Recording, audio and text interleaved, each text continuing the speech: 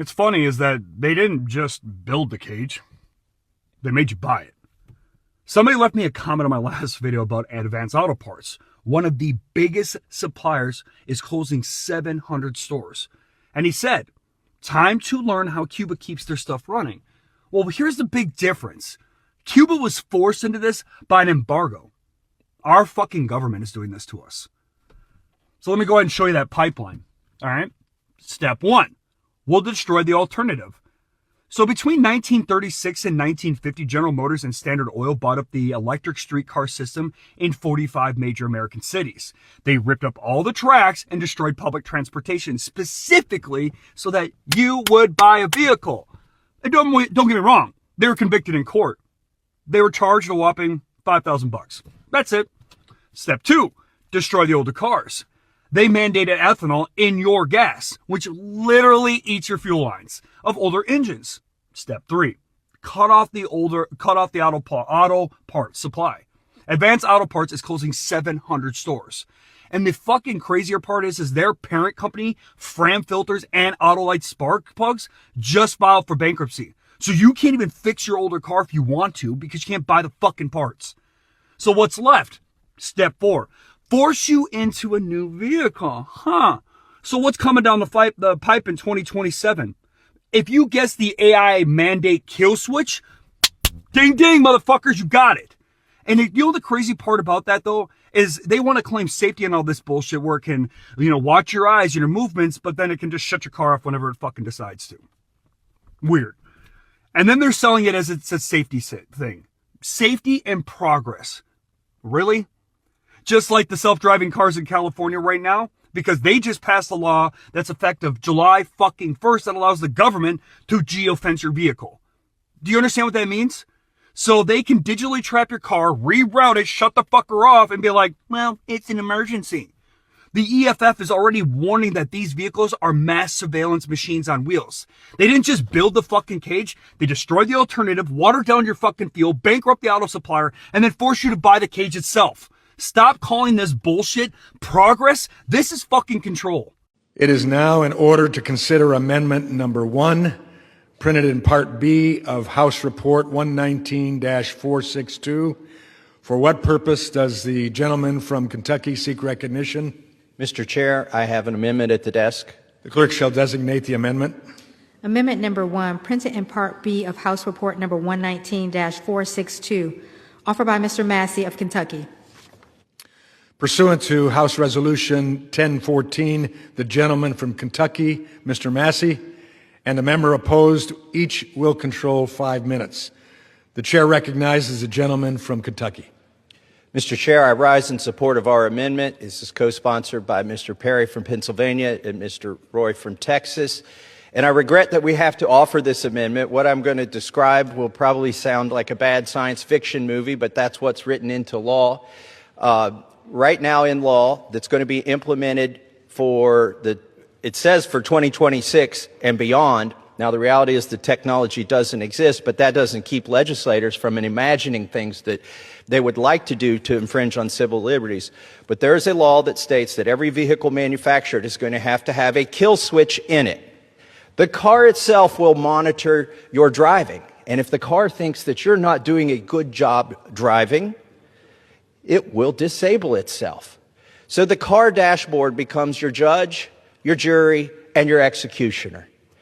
Imagine this. We got a snowstorm coming. A mom takes her kids out. They're going to the grocery store. It's snowing. They're trying to get some groceries before the big storm hits. She swerves for a pothole. The neighbor's pet gets in the way, swerves for that. A first responder goes by. She pulls over. Her car says, "You got one more swerve, and then we're going to ground you." There it is. The next thing she has to avoid, an icy patch in the road. The car has adjudicated her as unsuitable for driving. It disables the vehicle, and there she's stranded. My question is, how do you appeal your sentence once your car, the technology in your car, has judged you to be incapable of driving? Once it's disabled you and your children at the side of the road, how do you appeal that? Do you press a button on the dashboard? Do you start talking to an AI? What if it really was somebody who was drunk? Are you really going to send a police car after this? disabled vehicle? Do we have the resources to do that? There's going to be so many false positives. The technology is unworkable. That's why the DOT is still in the rulemaking process, asking for feedback on how this thing could even exist. And it's just a bad idea, but it's in law, and so our amendment would defund that. And with that, I'd like to reserve the balance of my time. The gentleman reserves. The gentleman from Kentucky is recognized. Mr. Chairman, drunk driving is a serious problem, but 31 states already have the technology to keep drunk drivers off of the road with ignition interlock devices that they can mandate. And this technology that's in the law is not going to fix the drunk driving problem. With that, I'd like to yield 2 minutes to my friend from Pennsylvania, Mr. Perry. The gentleman from Pennsylvania is yielded 2 minutes. I thank the gentleman for Kentucky for his work on this, and of course, the chairman of the full committee for the hard work on appropriations. Look, none of us want to be on the road with drunk drivers, and of course, this was a solution intended to deal with them. And all of us want them to be dealt with, but I'm going to remind everybody, as my friend from Kentucky just said, there is already legislation in multiple states, dozens of states, that deal with drunk drivers through the ignition interlock system. Probably in your family somewhere, someone you know, you've dealt with this. I know in my family and the people I know, I've dealt with it. But here's what I don't want to see in America. Everybody being punished for the people that drink and drive, including the ones that don't drink and drive. I happen not to drink, but I'm going to be forced to have this thing in my car, and I'm going to tell you what's next. After what Thomas said, after what Representative Massie said, the car is going to be the judge, jury, and sentencer for your crime in the car. The next thing is going to be, well, we need to hook this thing up to the government so we can dispatch the police. I'm just going to tell you what's going to happen next. They're going to be shutting your car off when they decide whatever they decide from wherever they decide it. Ladies and gentlemen, I don't know about what you think about due process and the Constitution and the Fourth Amendment and the right to not be imposed upon by illegal, unlawful search and seizure, but punishing everybody for this crime, whether they've committed it or not, if they're going to commit it or not, should be unconstitutional. This shouldn't really be a question. We all want to get to the problem, and we're happy to work with everybody on all sides to deal with it. But you cannot convict, and punish everybody in the country for the sake of the ones that do things that they shouldn't do. And with that, I yield the balance to the gentleman from Kentucky. The gentleman from Kentucky is recognized. Last time we offered this amendment, it had bipartisan support. I urge my colleagues to vote for this amendment. It would defund an unconstitutional and unworkable mandate that has already missed the deadlines. And with that, I yield back. The gentleman yields.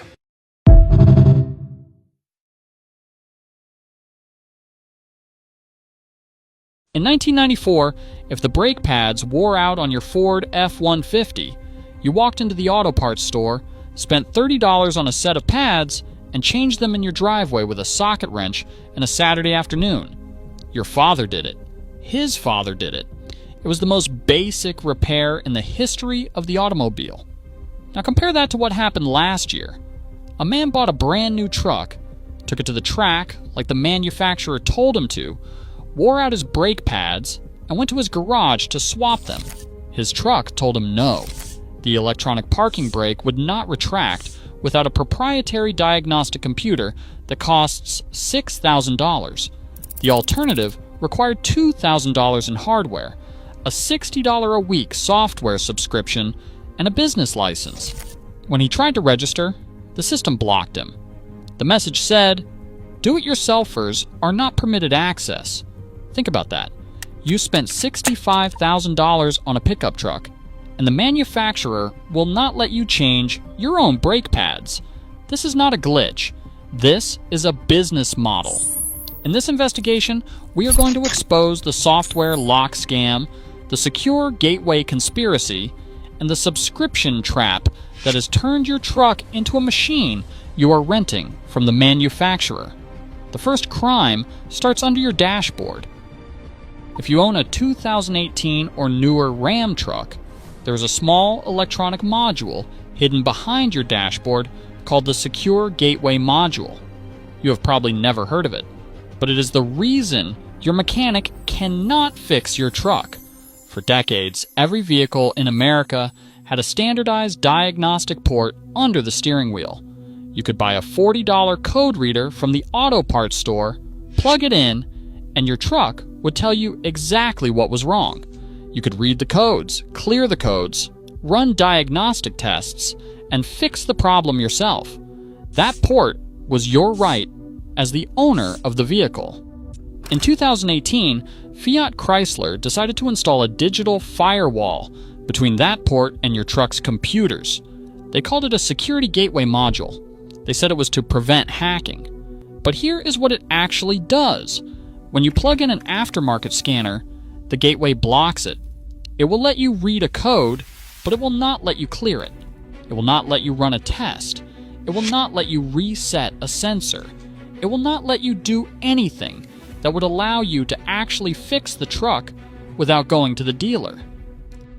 If you want full access to your own vehicle, you have two choices. You can pay the manufacturer a $50 a year subscription and connect to their server over the internet every time you work on the truck. Or you can physically disassemble the dashboard, locate the module behind the radio panel, and install a bypass cable to reroute the wiring around the firewall. Either way, they have turned a 5-minute diagnostic into a 2-hour ordeal. And it is not just Chrysler. Ford and General Motors have confirmed they are implementing similar gateway systems.